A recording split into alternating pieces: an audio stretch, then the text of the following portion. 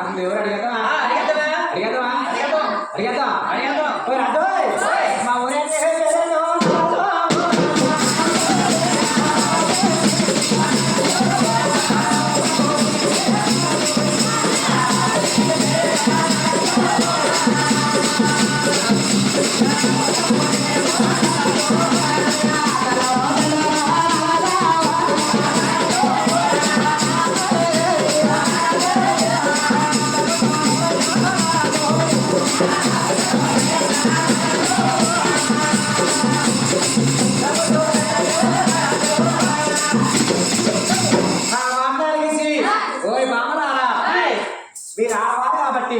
మీరు ముందు చెప్పండి సాగానే అయితే మీరు మగవారు ముందు చెప్పకూడదా అయితే మేము ఆడాలి కదా మేసాలు ఉన్నాయట మీకు మేసాలు ఉన్నాయా మేసాలు ఉన్నాయి కాబట్టి ముందు చెప్పు అయితే మీ ముందు చెప్పాలంట అయితే తెచ్చుకున్నాయా మేము ఆడవాళ్ళే నువ్వు మగవాడుదా మగవాడుదా మగవాడురా మగవాడా మగవాడు కదా మగాడంతా అయితే చూడైనా మా చూడగా ఎక్కడికి 20 మైళ్ళ దూరంలోని నారాయణపట్నం ఉంది. నారాయణపట్నం వేరే చక్రవర్తి ఆకాశరాజు కూతురు అదిగో పద్మావతి వెనకాల కూర్చుంది. ఆ పద్మావతి వెనకాల వచ్చి 10 మంది దాసీలు అయ్యాము.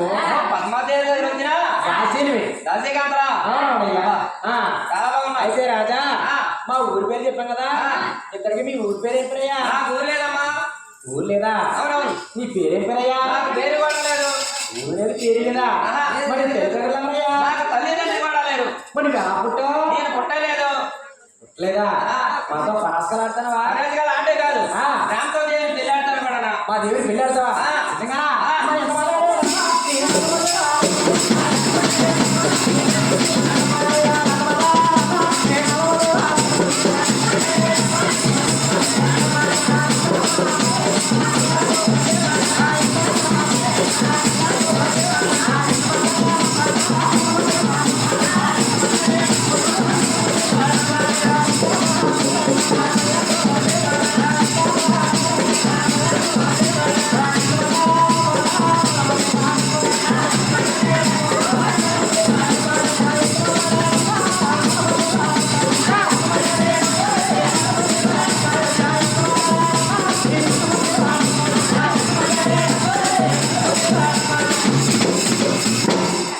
ఎంత మాట్లాడాడు నానపోతాడు అనగాని చెప్పేసి రాజుగారు అప్పంతా కొడతానట.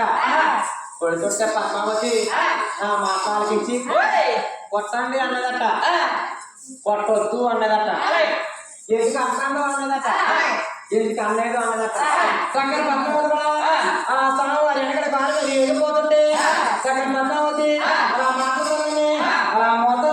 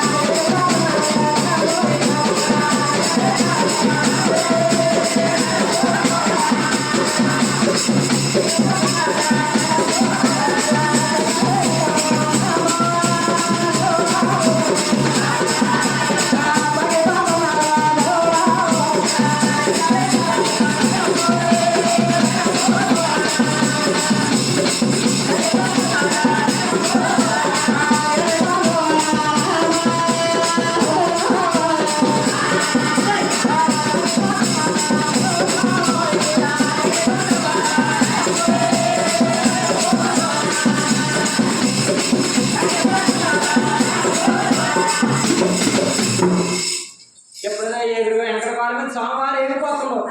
పద్మావతి మాటల సందర్భం మూర్తి వెళ్ళిపోయింది. మడవాత రెండో తీసుకెళ్ళారు.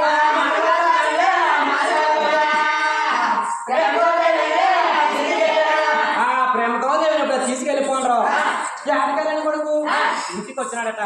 ఇంటికి వచ్చిన తర్వాత కొడుకోయ్ శ్రీనివాస నీ ఒళ్ళలో దెబ్బలేంటయ్యా అలాగని సరగానే అమ్మోయ్ ఆ కాయకడుగులోని పెద్ద పుల్లు లేని తిప్పులు చింతలు ఉన్నాయి కదా ఆటతో ఆటలాడేటప్పుడు ఆ కూరతో మనం గుంజుకొని నా ఒళ్ళతో రక్కలు పడ్డాయమ్మా అలాగని సరగానే వేడి చెట్టు పాలు తెచ్చిందట జిడ్డు తెచ్చి దూరు తెచ్చి సోమవారి గాయాలు మానిపోతుందట ఆ మానిపోయిన తర్వాత చూడండి ఆయన ఏ ఆడపిల్లైనా ఏ మగాడైనా ప్రేమించుకున్నారంటే ఏ ఆడపిల్ల సరే ఎక్కడైనా ఫలానా మగవాళ్ళని నేను ఫలానా దగ్గర ప్రేమించిన నన్ను పెళ్లి చేయాలని ఏ తల్లిదండ్రులతో ఏ పిల్ల చెప్పలేదు. అప్పుడు శ్రీనివాసుడు ఆలోచించి పద్మావతికి నాకు పెళ్లి అవ్వాలంటే మా అమ్మతో నేను చెప్పాలి అలాగని చెప్పేసి అమ్మ కనతలే